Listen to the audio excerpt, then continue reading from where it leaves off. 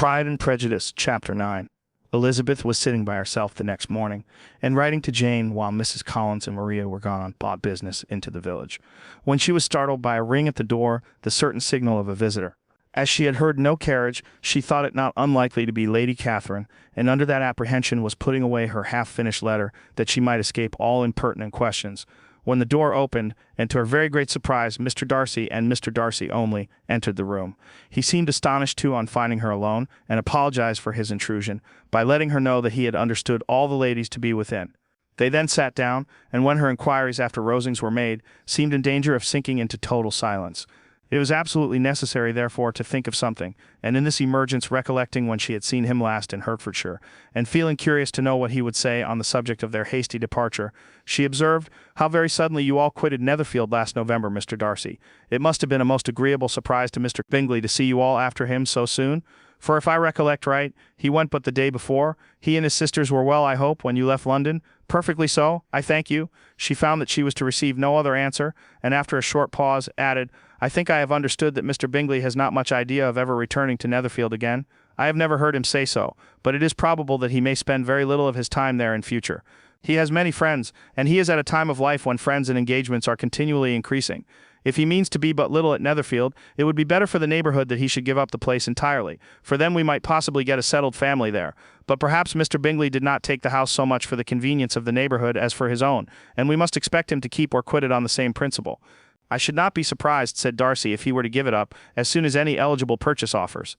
Elizabeth made no answer. She was afraid of talking longer of his friend, and having nothing else to say, was now determined to leave the trouble of finding a subject to him. He took the hint, and soon began with, "This seems a very comfortable house. Lady Catherine, I believe, did a great deal to it when Mr. Collins first came to Hunsford." "I believe she did, and I am sure she could not have bestowed her kindness on a more grateful object.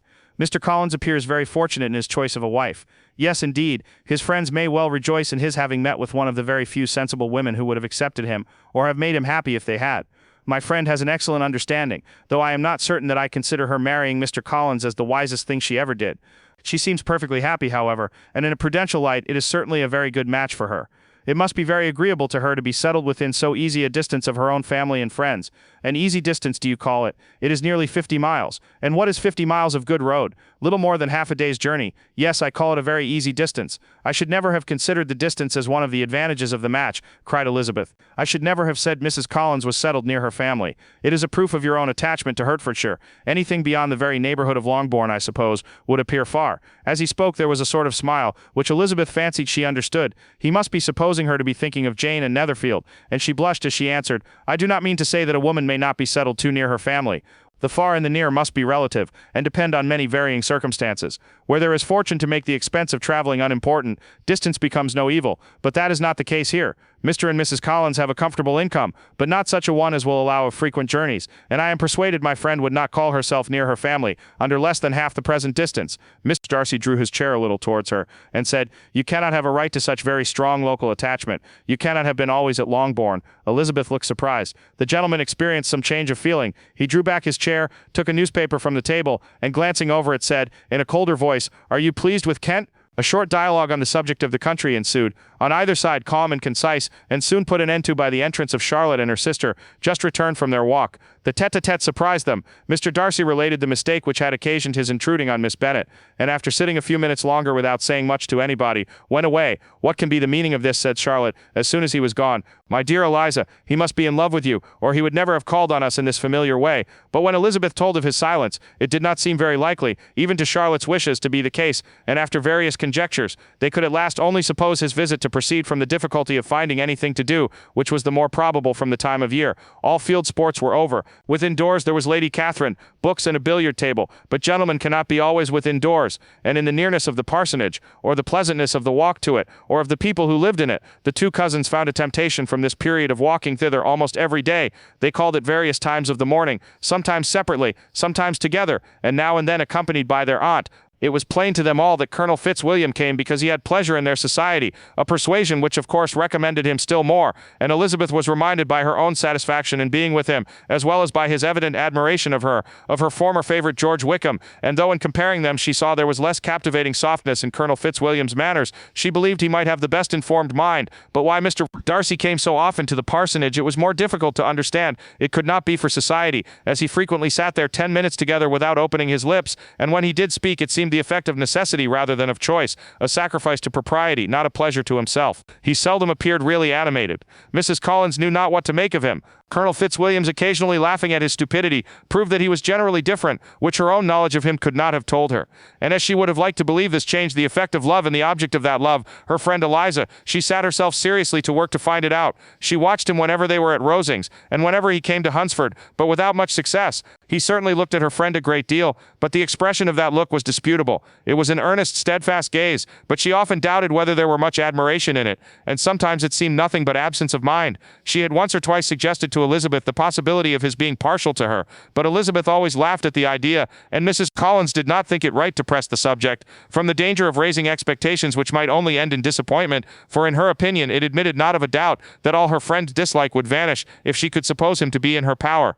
In her kind schemes for Elizabeth, she sometimes planned her marrying Colonel Fitzwilliam. He was beyond comparison the pleasantest man, he certainly admired her, and his situation in life was most eligible. But to counterbalance these advantages, Mr. Darcy had considerable patronage in the church, and his cousin could have none at all. Chapter 10. More than once did Elizabeth, in her ramble within the park, unexpectedly meet Mr. Darcy. She felt all the perverseness of the mischance that should bring him where no one else was brought, and to prevent its ever happening again. Took care to inform him at first that it was a favorite haunt of hers. How it could occur a second time, therefore, was very odd.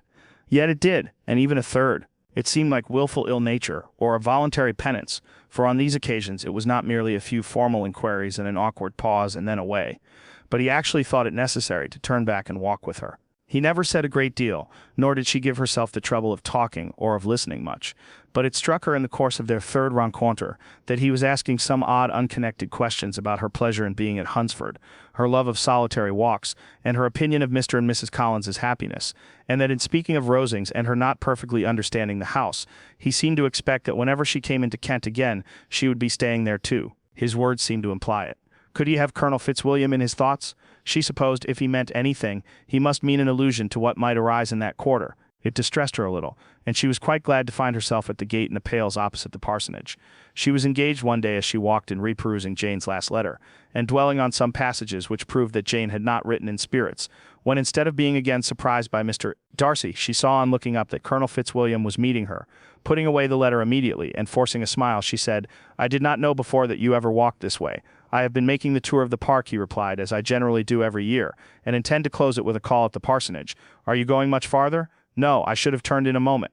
And accordingly she did turn, and they walked towards the parsonage together. "Do you certainly leave Kent on Saturday?" said she. "Yes, if Darcy does not put it off again. But I am at his disposal. He arranges the business just as he pleases, and if not able to please himself in the arrangement, he has at least great pleasure in the power of choice. I do not know anybody who seems more to enjoy the power of doing what he likes than Mr. Darcy." "He likes to have his own way very well," replied Colonel Fitzwilliam, "but so we all do. It is only that he has better means of having it than many others, because he is rich and many others are poor. I speak feelingly. A younger son, you know, must be inured to self-denial and dependence. In my opinion, the younger son of an earl can know very little of either.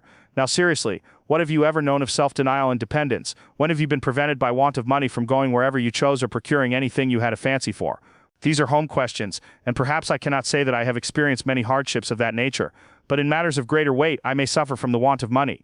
Younger sons cannot marry where they like, unless where they like women of fortune, which I think they very often do. Our habits of expense make us too dependent, and there are not many in my rank of life who can afford to marry without some attention to money. Is this, thought Elizabeth, meant for me?"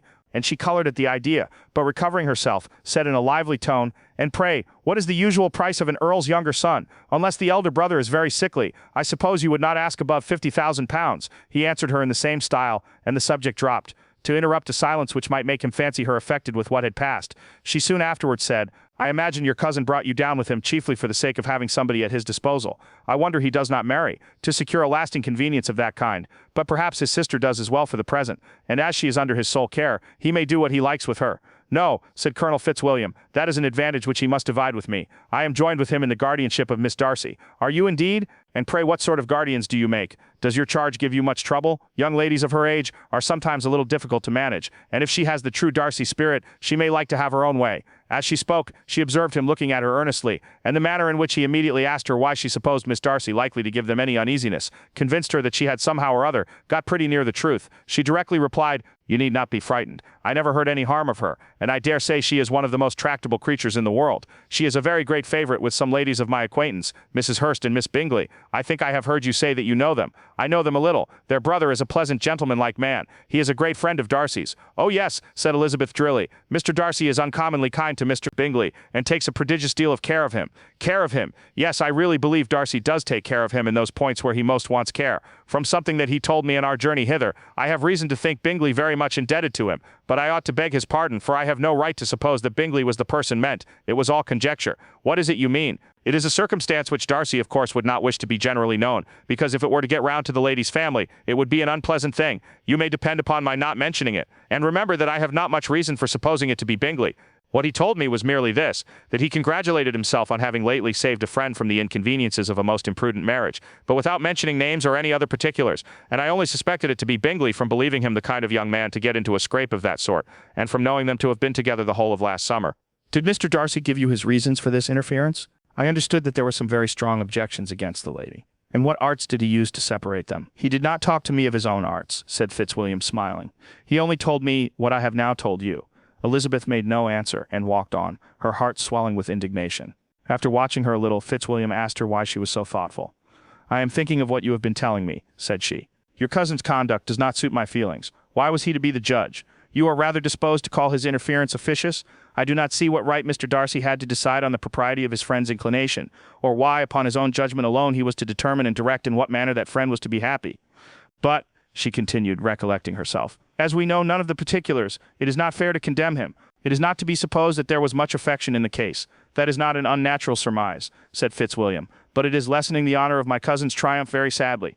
This was spoken jestingly, but it appeared to her so just a picture of Mr. Darcy that she would not trust herself with an answer, and therefore abruptly changing the conversation, talked on indifferent matters till they reached the parsonage.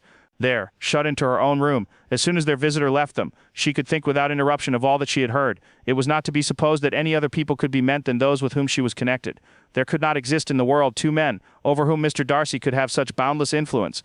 That he had been concerned in the measures taken to separate Mr. Bingley and Jane, she had never doubted, but she had always attributed to Miss Bingley the principal design and arrangement of them.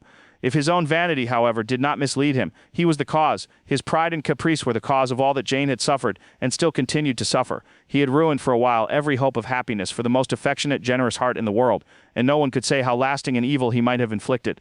There were some very strong objections against the lady, were Colonel Fitzwilliam's words, and these strong objections probably were, her having one uncle who was a country attorney, and another who was in business in London. To Jane herself she exclaimed, there could be no possibility of objection. All loveliness and goodness as she is, her understanding excellent, her mind improved, and her manners captivating, neither could anything be urged against my father, who, though with some peculiarities, has abilities which Mr. Darcy himself need not disdain, and respectability which he will probably never reach. When she thought of her mother, indeed, her confidence gave way a little, but she would not allow that any objections there had material weight with Mr. Darcy, whose pride she was convinced would receive a deeper wound from the want of importance in his friends' connections than from their want of sense, and she was quite decided at last that he had been partly governed by this worst kind of pride, and partly by the wish of retaining Mr. Bingley for his sister. The agitation and tears which the subject occasioned brought on a headache, and it grew so much worse towards the evening that, added to her unwillingness to see Mr. Darcy, it determined her not to attend her cousins to Rosings, where they were engaged to drink tea.